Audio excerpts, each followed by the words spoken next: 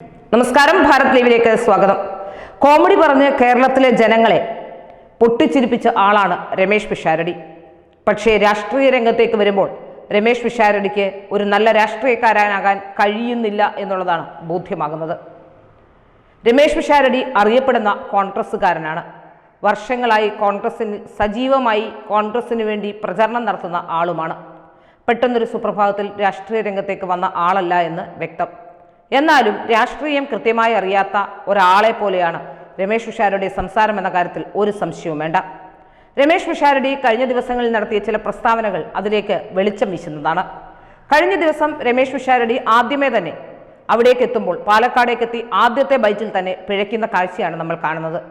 വരുന്ന 15 ദിവസത്തേക്ക് താൻ ഇവിടേക്ക് വന്നതാണ് എന്നാണ് ആദ്യത്തെ അദ്ദേഹത്തിൻ്റെ പ്രസ്താവന. അതിനുശേഷം അദ്ദേഹം പെട്ടെന്ന് 5 വർഷം എന്ന് തിരുത്തുകയും ചെയ്തു. രാഷ്ട്രീയ നേതാവ് എന്ന രീതിയിൽ എന്നും ഞാൻ ജനങ്ങളോടൊപ്പം കാണും, പാലക്കാട് ജനങ്ങളോടൊപ്പം കാണും എന്ന് പറയേണ്ടിടത്താണ് അടുത്ത 15 ദിവസവും പിന്നീട് അത് അമളി പറ്റി എന്ന് മനസ്സിലാകുമ്പോൾ 5 വർഷവും ഒക്കെ തിരുത്തി പറയുന്നത്. അതിനുശേഷം രമേശ് പിഷാരടി പറഞ്ഞ ചില പ്രസ്താവനകൾ, ആ പ്രസ്താവനകൾ ഒരു തരത്തിലും രാഷ്ട്രീയം അറിയാത്ത ഒരാളുടേതാണെന്ന കാര്യത്തിൽ സംശയമില്ല. സാധാരണഗതിയിൽ BJP പ്രസ്താവനകൾ ഇറക്കുമ്പോൾ അല്ലെങ്കിൽ ഏതെങ്കിലും ഒരു തെരഞ്ഞെടുപ്പ് വരുമ്പോൾ നരേന്ദ്രമോദി ഇവിടേക്ക് എത്തും എന്ന് പറയാറുണ്ട്. നരേന്ദ്രമോദി ഇന്ത്യയുടെ പ്രധാനമന്ത്രിയാണ്. പ്രധാനമന്ത്രി മാത്രമല്ല, വികസനത്തിൻ്റെ മറ്റ് കാഴ്ചപ്പാടുകളുടെ പേരിൽ ലോകരാജ്യങ്ങൾ മുഴുവൻ ആരാധിക്കുന്ന ഒരാളാണ് നരേന്ദ്രമോദി. നരേന്ദ്രമോദി ഇവിടേക്ക് വരുമെന്ന് ഒരു രാഷ്ട്രീയക്കാരൻ പറയുമ്പോൾ അത് മനസ്സിലാക്കാൻ സാധിക്കും. എന്നാൽ പിഷാരടിയിലെ സിനിമാക്കാരൻ രാഷ്ട്രീയക്കാരനേക്ക് മാറുന്നില്ല എന്നാണ് മനസ്സിലാക്കാൻ സാധിക്കുന്നത്.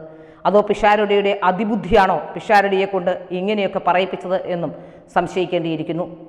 പിഷാരടി കഴിഞ്ഞ ദിവസം പറഞ്ഞ ഒരു പ്രസ്താവന, താൻ വിജയിച്ചാൽ മമ്മൂക്കയെ പാലക്കാടേക്ക് കൊണ്ടുവരും എന്നാണ്.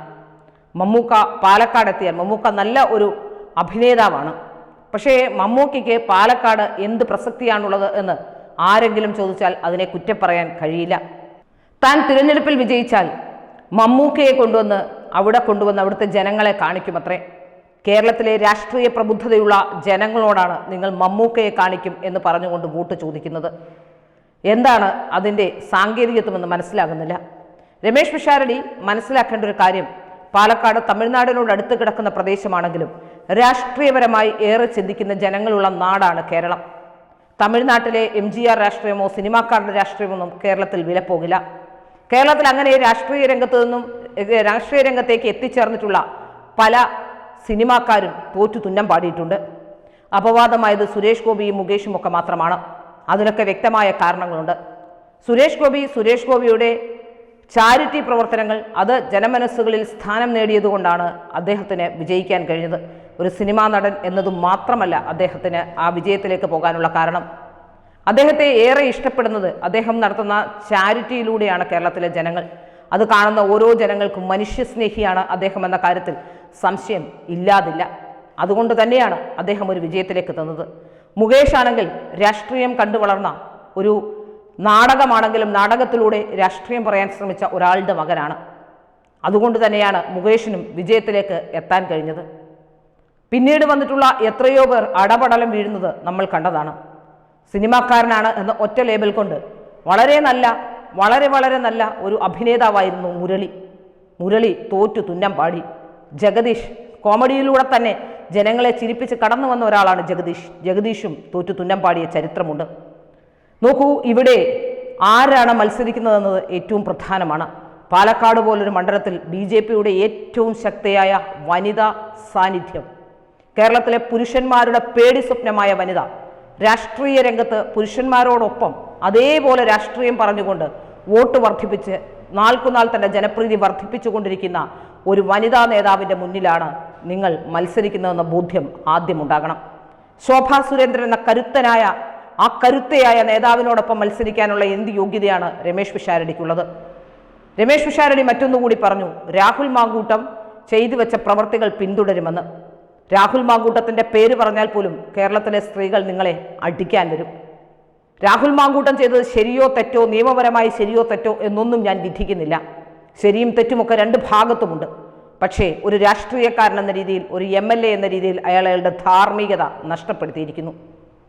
അതാണ് അവിടുത്തെ ഏറ്റവും വലിയ പ്രശ്നം. അങ്ങനെയുള്ള ഒരാളുടെ പ്രവൃത്തികൾ പിന്തുടരുമെന്ന് പറയുക വഴി എന്താണ് രാഷ്ട്രീയമറിയാത്ത, ഒരു കുന്തവും അറിയാത്ത, രാഷ്ട്രീയത്തെക്കുറിച്ച് അതിൻ്റെ പ്രാഥമിക വിദ്യാഭ്യാസം പോലും നേടാൻ കഴിയാത്ത ഒരാളായി രമേശ് പിഷാരടി മാറി എന്ന കാര്യത്തിലും സംശയമില്ല. ഏതായാലും മമ്മൂക്കയെ അവിടേക്ക് കൊണ്ടുവരുമെന്ന് പറഞ്ഞത് വേറൊരു തരത്തിൽ വേണമെങ്കിൽ വ്യാഖ്യാനിക്കാം. പാലക്കാട് മണ്ഡലത്തിൽ പിരായേരി എന്ന് പറയുന്നൊരു സ്ഥലമുണ്ട്. അവിടെ കുറേ മുസ്ലിം വോട്ടുകളുണ്ട്. ആ വോട്ടുകളുടെ ഏകീകരണം സാധ്യമാക്കണം. അതിന് ഇത്തവണ CPM മത്സരിപ്പിക്കുന്ന ഒരു മുസ്ലിമിനെയാണ്. തീർച്ചയായും ഈ വിഭാഗത്തിന്, ഈ മതവിഭാഗങ്ങൾക്ക്, ചില സെമിറ്റിക് മതവിഭാഗങ്ങൾക്ക് അവർക്ക് രാഷ്ട്രീയമൊക്കെ പിന്നെയാണ്, ആദ്യം അവരുടെ മതമാണ്. അപ്പോൾ തീർച്ചയായും ആ മതത്തിലുള്ള വോട്ടുകൾ തനിക്ക് കിട്ടാതെ വന്നെങ്കിലോ, മാത്രമല്ല ഷാഫി വളരെ ആഗ്രഹിച്ച സീറ്റാണ് പാലക്കാട് സീറ്റ്. ഒരു തരത്തിലും MP-മാർ മത്സരിക്കേണ്ട എന്ന് വന്നതുകൊണ്ട് മാത്രം ഷാഫിക്ക് നഷ്ടപ്പെട്ടു പോയ സീറ്റ്. ആ സീറ്റ് തിരിച്ചു പിടിക്കാൻ ഒരുപക്ഷെ ഷാഫിയെ കളത്തിലിറക്കിയാൽ നടക്കുമായിരുന്നുവെന്ന് ചിന്തിക്കുന്നവരുടെ ഇടയിലേക്ക്, അല്ലെങ്കിൽ അത്തരം ഷാഫിയുടെ ബെൽറ്റുകൾ, ഷാഫിയുടെ പോക്കറ്റുകളായ വോട്ട് ബാങ്കുകളായ ആ സ്ഥലത്തു നിന്നും ഒരാളെ തീർച്ചയായും അവിടെ കൊണ്ടുവരുമ്പോൾ, മറ്റൊരാളെ കൊണ്ടുവരുമ്പോൾ അവിടെ അതിനുള്ള പ്രശ്നങ്ങൾ ഉണ്ടാകുമെന്ന് രമേശ് പിഷാരടിക്ക് അറിയാം. ഒരുപക്ഷെ അതിനെ മറികടക്കാനാവും. തനിക്ക് ഇങ്ങനെ ചില ബന്ധങ്ങളൊക്കെയുണ്ട്, മമ്മൂക്ക ഇവിടെ വരുമെന്ന് പറയുന്നത് അത്തരത്തിലുള്ള വോട്ട് ലക്ഷ്യം വെച്ചുമാകാം. ഏതായാലും ഒരു തരത്തിലും ജയിക്കാൻ കഴിയാത്തൊരു സ്ഥാനാർത്ഥിയായി രമേശ് പിഷാരടി മാറി എന്ന കാര്യത്തിലും സംശയമില്ല. പാലക്കാട് തീർച്ചയായും വിജയിക്കുക ശോഭാ സുരേന്ദ്രൻ തന്നെയാകും. കേരളത്തിലെ സ്ത്രീജനങ്ങളുടെയും കേരളത്തിലെ പുരുഷന്മാരുടെയും എല്ലാം രോമാഞ്ചമായ ഒരു രാഷ്ട്രീയ നേതാവാണ് അവർ സംസാരിക്കുമ്പോൾ കേരളത്തിലെ ആ ജനങ്ങൾ അതിനെ ഏറ്റുപാടുന്നുണ്ട്.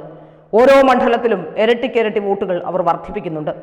തീർച്ചയായും അവർ വിജയിക്കുക തന്നെ ചെയ്യും. ആ കാര്യത്തിൽ ഒരു സംശയവും വേണ്ട. രമേശ് പിഷാരടി വെറും മണ്ടൻ പിഷാരടിയായി മാറുന്നു എന്നുള്ളതാണ് ഇപ്പോഴത്തെ ഈ തെരഞ്ഞെടുപ്പ് കൊണ്ട് രമേശ് പിഷാരടിക്കുണ്ടായ ഗുണം.